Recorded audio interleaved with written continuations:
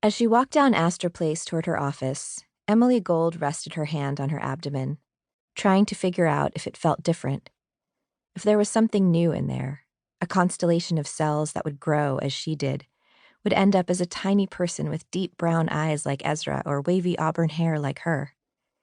Emily hadn't known she wanted a baby until she met Ezra.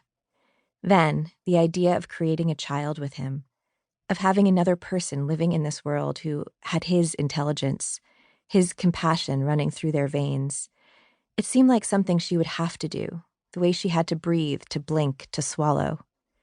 And once she wanted it, once she knew it had to happen, she became immediately afraid that it wouldn't, that she couldn't. The fact that they'd put it off for a couple of years didn't help. Ezra had wanted to get a promotion first, a raise, an apartment, to make sure they'd be able to give this child everything they possibly could. Now the time was right.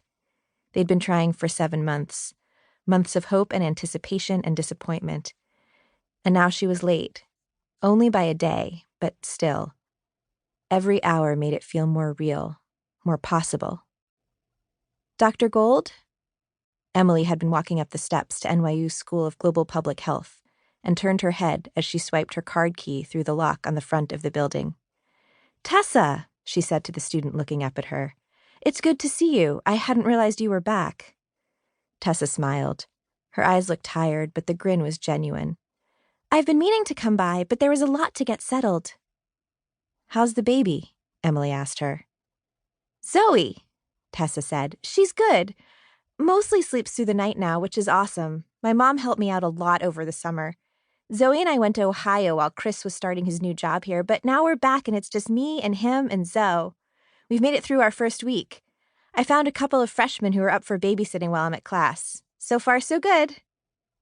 Emily stepped aside so her friend Priya, another psychologist at the mental health center, could walk through the door. "I'm so glad, Tessa," she said. "If you need to talk, you know I'm here. I'm glad things are going well with you and Chris." Emily didn't trust Chris, not after the way he'd initially reacted, not after the hours Tessa had spent in her office in tears. He'd seemed self-absorbed, not understanding what a pregnancy would mean for Tessa, not fully accepting his part in it. If Emily were Tessa's friend, she would have had some choice words to say about Chris. But as her therapist, she kept her mouth shut and helped Tessa with her side of the relationship, figuring out what she needed and how to communicate that. Something had worked because Chris had come through in the end. Tessa smiled again. "I'm glad too," she laughed. "And happy I ran into you. But now it's time for statistics for social research." "Oof," Emily said. "You didn't give yourself a break with that one." Tessa shrugged. "I figure it'll help with law school." Tessa's dream was to be a human rights lawyer.